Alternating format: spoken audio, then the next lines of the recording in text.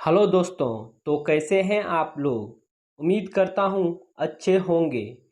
कहानी पसंद आए लाइक और कमेंट करना। बढ़ते हैं कहानी की ओर। यह कहानी एक गांव की है। जुम्मन शेख की बीवी सकीना बेगम कभी दिन में तो कभी रात में अपने एक आशिक से मिलने चली जाती और उसके साथ खूब गुलछर्रे उड़ाती। यह खबर बहुतों को मालूम था। अगर किसी को नहीं पता था तो वह था जुम्मन शेख को, जिसका इस केस से सीधा ताल्लुक था। पर यह बात उस तक पहुंचाने की हिम्मत कोई नहीं कर पा रहा था, क्योंकि जुम्मन शेख बड़े ही अक्खर दिमाग का आदमी था। यह भी पक्का था कि यह खबर मिलने के बाद जुम्मन शेख अपनी बीवी सकीना बेगम के आशिक को पाताल में से भी ढूंढ निकालेगा। इसकी एक बड़ी वजह उन जवान या फिरंगी मिजाज मर्दों से भी जुड़ी थी, जो खुद सकीना बेगम के चक्कर में थे और उन्हें इस बात का बेहद अफसोस था कि उनके होते हुए कोई और उस हसीन औरत को ले उड़ा था। उस औरत ने पराए मोहल्ले के मर्द पर नज़र डाली थी, जो उनकी खास बेइज्जती की थी।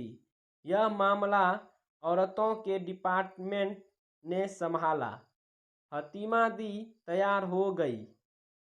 वे दूर के रिश्ते में जुम्मन शेख की मौसी लगती थी। उम्रदराज थी, दम्मे की मरीज थी। उनकी जवान के चलने और खांसने की रफ्तार एक जैसी थी। घर वाले उनसे और वे घर वालों से तंग आ चुके थी। वे ऐसे नेक काम के लिए बिल्कुल ठीक थी। फतीमा दी जुम्मे शेख की लड़की की दुकान पे जा पहुंची। जुम्मे शेख ने दुआ सलाम की। फतीमा दी ने उसकी बीवी सकीना बेगम के बांझ रह जाने पे अफसोस किया। कुछ डॉक्टरों के पते भी बताए जिनके इलाज से बच्चे पैदा होते हैं। उसके बाद फतीमा दी जुम्मन शेख के कान के नज़दीक गई और कुछ फुसफुसाई। वे कुछ देर तक फुसफुसाती ही रही। फुसफुस खत्म करने के बाद उन्होंने जुम्मन शेख के चेहरे के भाव की ओर गौर से देखा। जुम्मन शेख की आंखों में लाली उतर आई थी। कुछ देर ऐसा ही रहा। फिर उसने गुस्से से बोला, नहीं, ऐसा नहीं हो सकता। सकीना ऐसा नहीं कर सकती। फतीमा दी अचंभित रह गई। उन्होंने फिर भी बुझती आग में घी डालने की कोशिश की। वे बोली, ना बेटा, ज़्यादा टाइम तक औलाद ना होए तो कई बार औरत ऐसा कदम उठा लेती है। बस खालाजान, आप आगे मत बोलना। जुम्मन शेख भड़क उठा, फिर जाने क्या सोचकर शांत हुआ और बोला, पहले यह बताओ कि यह बात आपको किस ने बताई। रेहान की अम्मी ने। उन्हें उसके कसम। यासीन ने। पर क्यों। कुछ नहीं, आप जाओ, मैं यासीन से बात करता हूँ। फतीमा दी के जाते ही जुम्मन शेख कुछ देर सोचता रहा।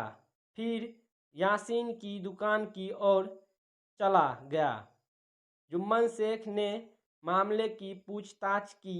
यासीन ने डरते हुए बताया, यह खबर मुझे शकील ने दी। जुम्मन शेख शकील के पास गया। उसने रमजानी का नाम लिया। रमजानी ने बशीर का और बशीर ने बिंदावनिया का। बिंदावनिया ने खास जानकारी दी कि उसे यह बात कल्लू रिक्शे वाले ने बताई है। उसी ने अपनी आँखों से सकीना बेगम को रात को कहीं जाते देखा है। जुम्मन शेख ने बिंदावनिया को आंखें तरेर कर देखा। उसके बाद वह अपनी दुकान पर आए।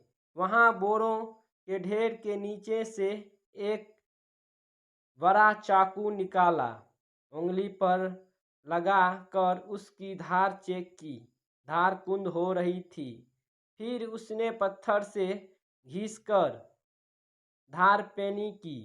इसके बाद वह कल्लू रिक्शे वाले की तलाश में निकल गया।